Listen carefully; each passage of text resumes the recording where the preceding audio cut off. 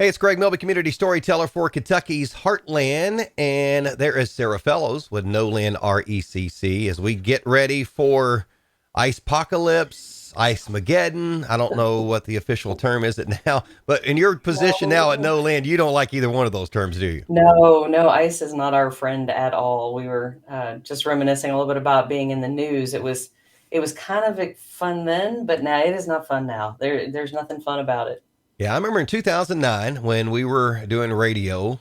It was fun in a way because you were making a difference in people's lives, Right, exactly. and it was a challenge back in 2009. And then Oh yeah, I know you came aboard at Nolin, and then you got put right into the heat of everything with the 2018 ice storm. right. That was about 2 months in here, so that was fun. So 2022, it Mhm. looks like, unless things change, it looks like we're going to have potentially a significant ice event. So I Right. wanted to have you on to talk about, Yeah. well, first of all, what are you guys doing, or how do you guys prepare for an event that's not even here yet, and you don't even know what we're going to get? Right. Well, we're obviously like everybody else, we're watching the weather. Um, our guys are always ready, and we respond very quickly to any outage. And so there's not a whole lot of prep that's different than what they would normally do. They have everything stocked, everything's clean, everything's ready to go always. We do, we're obviously on more alert.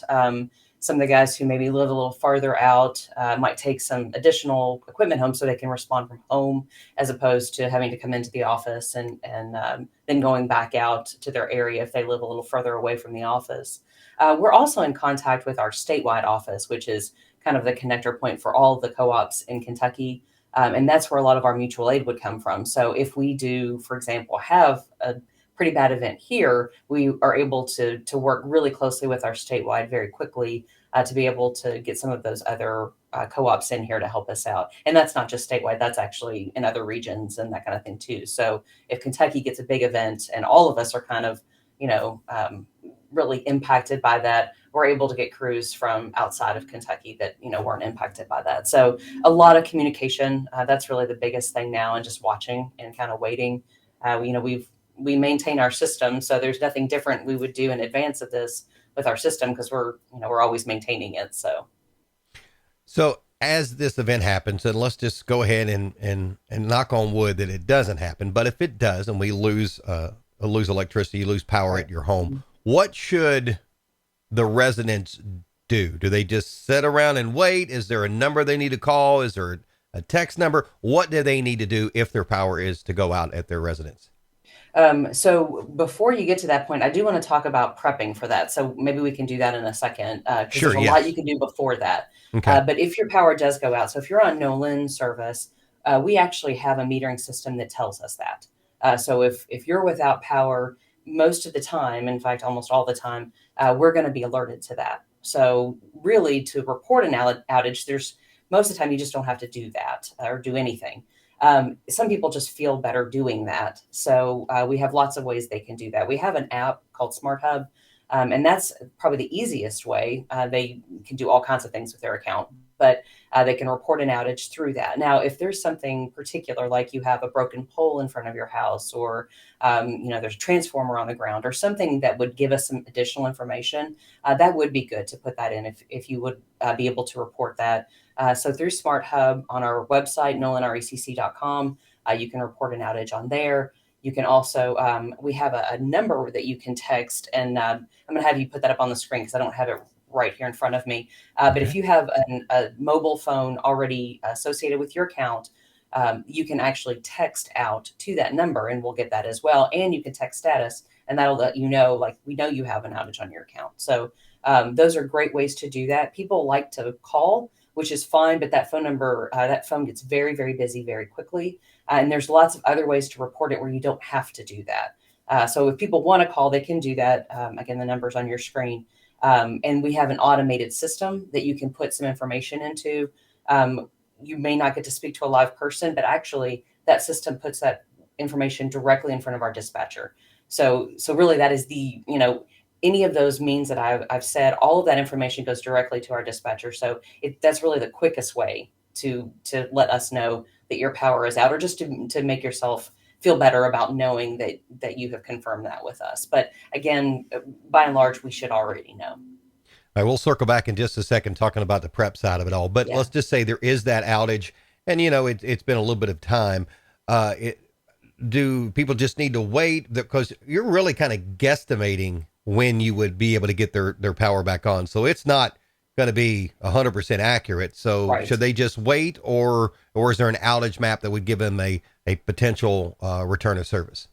So when you do get a notification, or if you look at our outage map, and there is on our website, again, nolinrecc.com, we've got a whole outage center. So when you go up, it's right there on our homepage. You click on it, and you're going to have really all the information that you need right there. It has a link to our outage map. It has some information about that text number that you can use.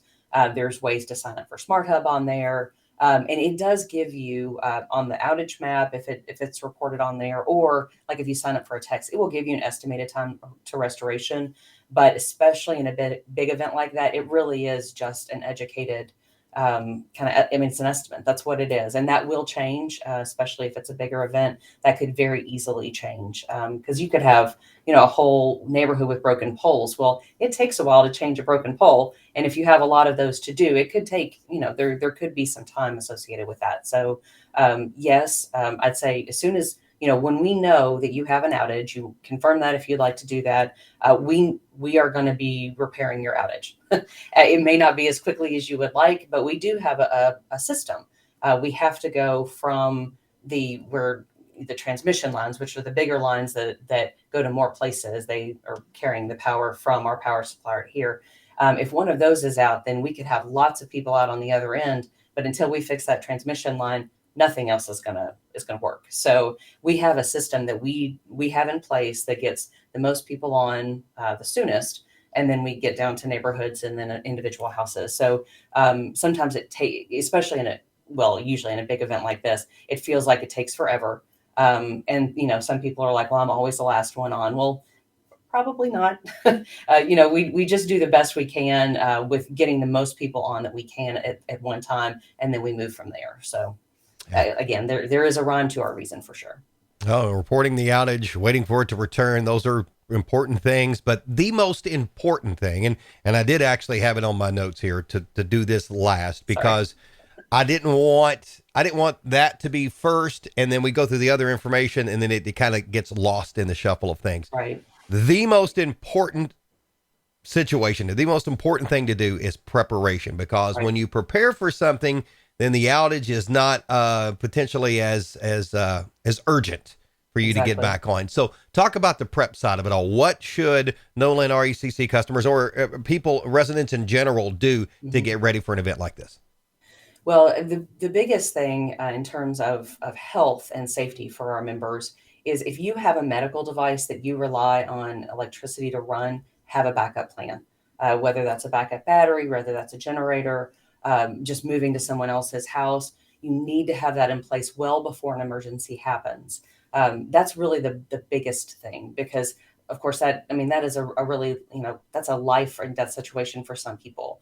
And because we're working as hard as we can doesn't mean we're necessarily going to be able to get you on immediately.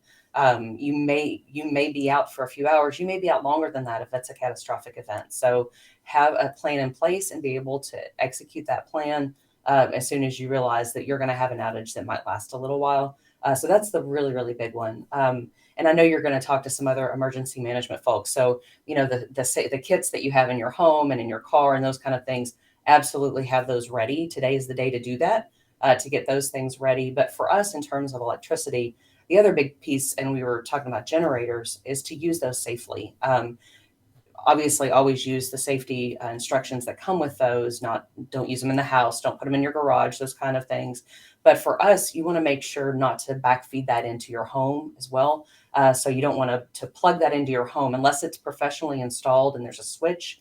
And you know the difference between a professionally installed permanent generator and a portable generator that you only hook up for these events. You don't want to hook those portable generators into your home, because that can backfeed electricity onto the system. And if we have, I say, a crew in the area trying to restore power, that could put electricity back onto the system that our guys don't know about, and that could be deadly for them. So Mm. if you use a generator, make sure you know how to use it and use that properly. And the other big piece, and this isn't prep, but it is super important, stay away from down lines. Just stay as far away from them as you possibly can. If they are, assume first of all that they're live, assume that they're a power line. They could be a cable line, who knows, doesn't matter. Don't get close enough to check. Because that if they are live, that could run 30, 40 feet out from a down line. So if you get anywhere close to that, that could be deadly for you. So stay far away. If you're in our service area, give us a call, or report that down line through one of those methods I told you about. If you're in KU's territory, talk to them about that. But that is very, very important to make sure you stay far away from down lines. Most certainly. A lot of great information there. And, being prepared, it doesn't always make the situation better, but it doesn't solve the situation, but it does make it better. So preparation certainly is can't important. Make it worse. Exactly. Well, I know you've got a lot of stuff going on to prepare for, to kind of figure out what's happening. And I appreciate you taking time to do this, and hopefully we're doing this for nothing, but based on what we're seeing, it looks like we're at least going to have some type of event. So I do appreciate you taking time to chat with us today. Absolutely. Glad to do it. Thanks for having me on. All right. She's Sarah Fellows with Nolin RECC. I am Greg Milby, Community Storyteller, and this is Kentucky's Heartland.